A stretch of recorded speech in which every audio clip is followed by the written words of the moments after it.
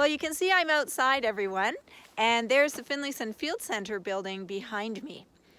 All around me, though, you can see we are surrounded by forest, open fields, natural habitat. And this is where we do our explorations most of the time. So why don't we head down the path and see what more we can learn or find out about soil? I'm heading down the path going into the forest. You can see that all around me there are trees, but we do have this clearly marked path. If you remember, I was saying we do have trails through our natural habitat because we want to prevent soil compaction in the natural spaces. You can imagine if we walked wherever we wish all the time, eventually our feet would have an impact on the soil. And the plants that are growing naturally in this area, that is an in-between zone between mature forest and open meadow, well, the plants would not be able to grow if the soil was too compacted. So that's why, for the most part, we stay on the trails. And what's interesting is that we're not the only ones that use our trails.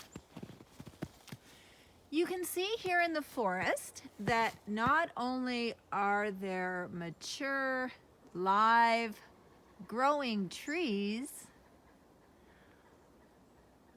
but there are also many tree branches and dead trees that have fallen to the ground.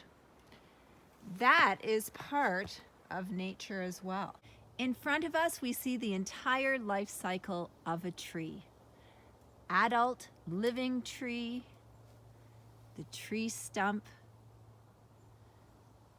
the log that has fallen to the ground and is decomposing, and the new growth, new life, new baby trees. You can see that this tree stump is decomposing. Look at the hole that is in that, and many smaller holes as well, which indicate to us that something has been chewing and eating this.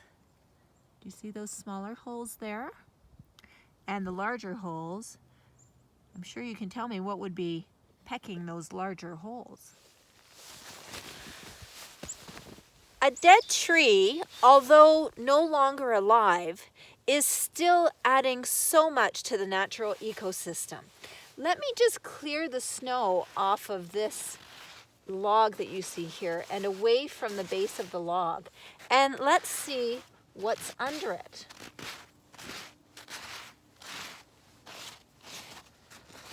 Oh yes. Here we go.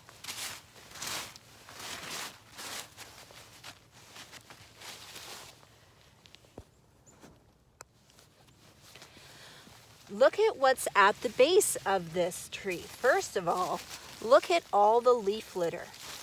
You can see it here. There's leaves, there's sticks, there's pieces of this tree here that have fallen apart. And if we burrow underneath, I do want to be careful because, of course, there are many creatures that could be found under here that may be hibernating, and I don't want to really disturb them. But look at what I'm holding in my hands. This is an example of humus. It's almost there. I can still feel that it feels a little wood-like, but it is decomposing and turning into soil. You see, I have covered up the leaf litter again because the living creatures that are under the leaf litter, hibernating for the winter, need that insulating layer of snow to protect them. In the spring, they'll wake, they will continue eating the leaves and the trees, and helping to put nourishment back into the soil and to create new soil.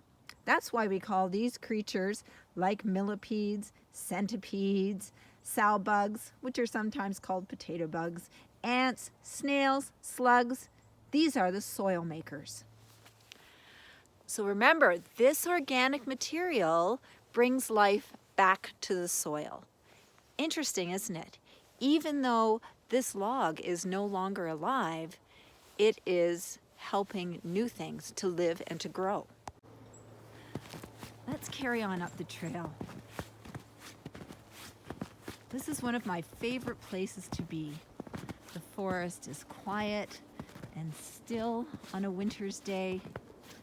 You can see there's many evergreen trees as well as deciduous trees that lose their leaves, and of course those leaves fall to the ground and decompose.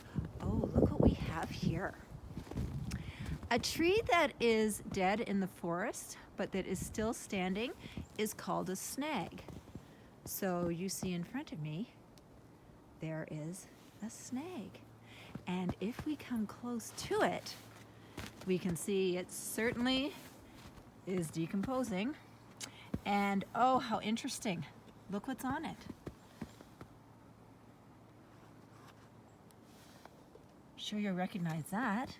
And here's another one. Oh, this is fungus. This kind of fungus is called bracket fungus because it's like a little shelf when you look at it sideways.